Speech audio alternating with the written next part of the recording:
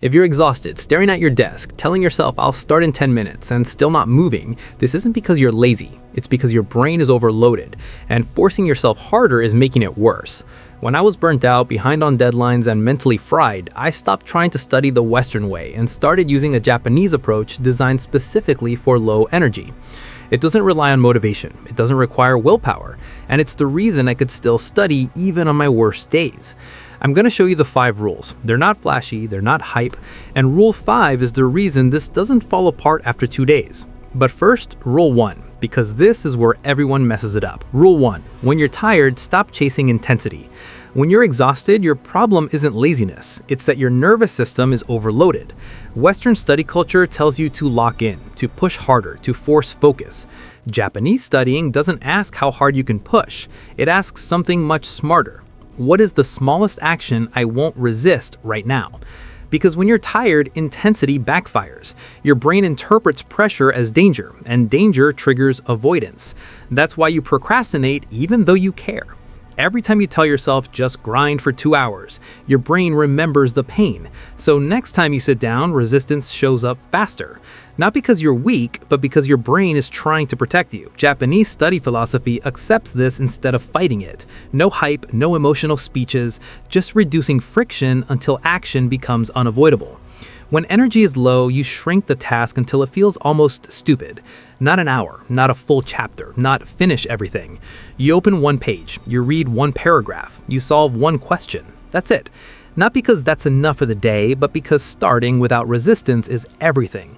Once motion begins, effort feels cheaper, and once effort feels cheaper, consistency comes back. The goal isn't productivity in that moment. The goal is rebuilding trust with your brain. You're teaching it, studying won't hurt. I won't force you. We can stop anytime. That safety is what brings focus back, not motivation. And when you stack small, non-threatening sessions, your brain stops panicking and starts cooperating again. That's rule 1. And if this one doesn't click, the rest won't matter. Rule 2. Short sessions aren't a compromise. They're the point. When you're tired, your instinct is wrong. You think, if I'm going to study, it better be worth it. So I need a long session. So I need momentum.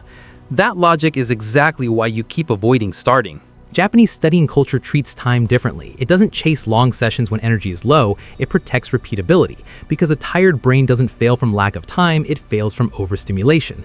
When you sit down and commit to an hour, your brain panics. It sees no escape, sustained effort, delayed relief. So it fights back with distraction, zoning out, or fake productivity. That's not a discipline issue, that's cognitive overload. Japanese studying avoids this by making sessions feel safe. They cap sessions aggressively, 10 minutes, sometimes even less. Not as a warm-up, not as a trick, as the entire session. You set a short timer, you work, and when it ends, you stop, even if you feel like you could continue. That part matters. Ending early teaches your brain something critical. Studying doesn't trap me, so next time resistance drops, starting feels lighter, avoidance weakens. You're not training endurance right now, you're training returning. Short sessions don't build intensity, they build trust, and trust is what gets you back tomorrow. Motivation is unstable, energy fluctuates, life happens, but short sessions are reliable. They work when you're tired, they work when you're stressed, they work when you're behind. That's why Japan prioritizes them, especially during burnout periods. Rule 3. Separate thinking from doing or you'll burn out faster. When you're exhausted, your brain lies to you. It tells you, let me plan first, let me organize, let me figure out the best approach. That feels productive. It's not. Japanese studying has a hard rule: no decisions during execution, because thinking is expensive. Doing is cheaper. When energy is low, decision-making drains you faster than work. Every choice, what to study, how long, where to start, costs mental fuel. So you end up preparing until you're too tired to actually do anything. That's how people waste entire evenings. They decide once before starting. One task, clearly defined, no flexibility. Not study biology, but answer 5 questions, rewrite 1 page, watch 8 minutes. Once that's written, the thinking stops. You don't optimize, you don't adjust, you don't negotiate. You just execute the instruction you already gave yourself. This removes cognitive load. Your brain isn't juggling options, it isn't debating effort, it isn't fighting uncertainty. It's just following directions. That's why this works late at night, during burnout, and under pressure. Most procrastination isn't avoidance of work, it's avoidance of decision-making while exhausted. Japanese studying eliminates that entirely. You decide once, then you move, and suddenly starting isn't scary anymore. Rule 4. When you're tired, repetition beats understanding. This part annoys smart students because you want to understand everything. You want it to click. You want that aha feeling. But when you're exhausted, chasing deep understanding is a trap. Japanese study knows this. When energy is low, they don't force insight. They rely on exposure. Understanding requires working memory, attention, mental flexibility, all of which are worst when you're tired. So when you try to deeply understand new material at night, your brain pushes back. You reread, you zone out, you feel stupid. Then you quit, not because you are, but because you picked the wrong mode. They repeat, they reread notes, rewrite formulas, say answers out loud, copy key ideas by hand, not to master them, to familiarize themselves with them. Familiarity lowers fear. Fear is what causes avoidance. Repetition builds recognition. Recognition builds confidence. Confidence keeps you coming back. You're not trying to be brilliant at midnight. You're keeping the material warm in your brain so tomorrow doesn't feel like starting from zero. That's how momentum survives exhaustion. Rule 5. Stop while you still feel capable. This is the rule that makes everything else work. Japanese study culture prioritizes ending well, not squeezing more out, because how a session ends determines whether you come back. Most students stop when they're destroyed, when focus is gone, when frustration peaks, when their brain associates studying with suffering.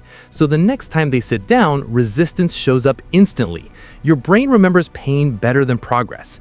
They stop before exhaustion spikes, even if they could do more, even if they feel okay, even if it feels lazy. They leave a little unfinished on purpose.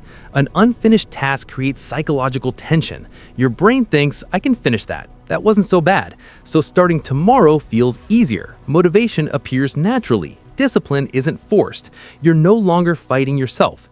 Japanese studying isn't about max effort. It's about making sure your brain never learns to hate the work. That's why it scales. That's why it survives burnout. That's why it works when motivation disappears. So here's the full picture. When you're tired, you shrink the task, you shorten the session, you remove decisions, you repeat instead of forcing insight, and you stop while it still feels okay. That's the Japanese way of studying under fatigue. Not discipline, not hype, control. Now, if you want to go deeper and permanently fix how you study, watch this next. Give me 8 minutes and I'll fix how you study forever. Don't save it, don't overthink it, just watch it next and stop sabotaging yourself.